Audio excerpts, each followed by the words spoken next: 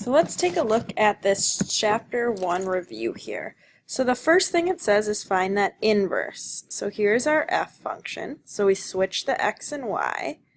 So x equals 5y minus 4.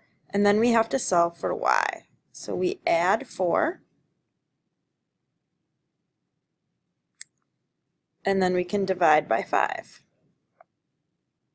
I'm going to use that inverse notation. So our inverse equals x plus 4 divided by 5. Now this next one, show that g of f of the inverse equals 1 over x plus 4. So it's telling us what we should get for the answer if we were to find this composition of functions.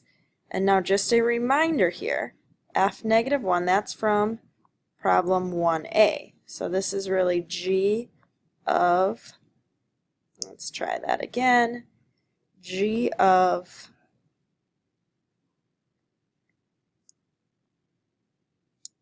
it doesn't seem to be writing here, x plus 4 over 5. So if we plug that into our g function here, right over here, this would be 1 over 5 times x plus 4 over 5. So times 5 divided by 5 is 1, so we're left with 1 over x plus 4, which that's what the problem is asking us to do. Just show that that's what you end up with. So 2a, find the y-intercept of the graph. Well, our y-intercept is 0 and some y value. So if we plug in 0, we have 1 over 0 plus 4. So that's 1/4. So our y-intercept is 0 and 1/4. Sketch the graph. Well, looking at this from this denominator, I know there's an asymptote at -4. 1, 2, 3, 4. I know if I was to graph this now at 1/4 is our intercept. So it must look like this. Number 3, find the inverse of 1. So let's see here. We need to find the inverse. So x equals 1 over y plus 4. Multiply each side by y plus 4. So now we have y plus 4 times x equals 1. Distribute yx plus 4x equals 1. So subtract 4x. So we have yx equals 1 minus 4x. Divide by x. So our inverse, h inverse of x, equals 1 minus 4x over x. And then we're just asked to plug in 1. So if we plug in 1, let's see, this is getting kind of messy here. 1 minus 4 times 1 over 1. So 1 minus 4, so we have -3. What is the x-intercept of the graph of the inverse? Well, x-intercept, x, 0. So we can go to our inverse equation. Well, 0 equals 1 minus 4x divided by x. And if we were to solve this times x, we still have 0 equals 1 minus 4x. Minus 1 minus 1, -1 equals -4x. So x is, divide each side by -4, 1/4. Interesting. And when you take a look at that, if we had 0, 1/4, and then so this is 1/4 0 on our inverse, you guys will notice our y-intercept becomes our x-intercept. And that would make sense since our x's and y's change. So what are the asymptotes? So here's our inverse equation. 1 minus 4x over x.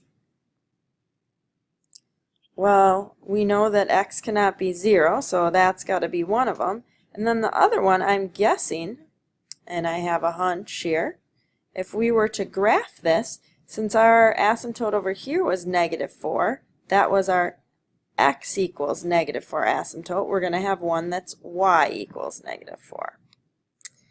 And this last one says the inverse of a is 5, find the value of a. So, on our inverse, we know 5 equals 1 minus 4a over a. We can multiply by a. So now we have 5a equals 1 minus 4a. We can add 4a. So 9a equals 1. So a would be 1/9. The other way we can do it, if on our inverse function we have a and 5, that means on our just regular h of x we'd have 5 and a. So you'll notice that if we take 5 and a,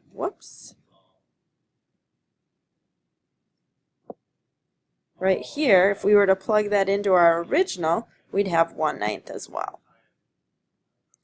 So this next one, find the inverse. Okay, so we just did that above. We switch our x's and y's. So x equals 5y plus 1, solve for y. X minus 1 equals 5y, divide by 5. So now we have our inverse is equal to x minus 1 over 5. So the next one here, find f of g of -1. Well, let's find our g of -1 first.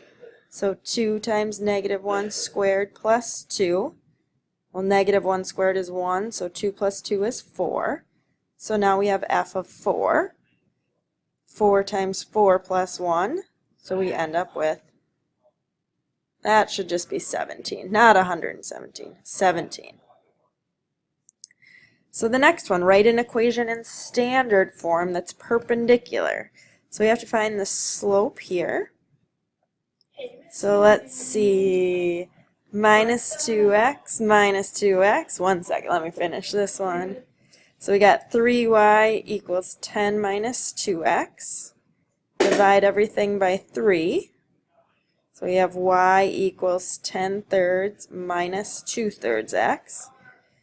So if here's our slope, we need a perpendicular one. So our slope would be 2/3. Or not 2/3, we need to flip that, so 3/2. And then if we plug it into point slope, y equals 5 plus 3/2 x plus 3. Do some distributing. 3/2 x plus 9/2.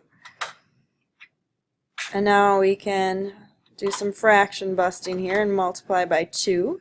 So we have 2y equals 10 plus 3x plus 9.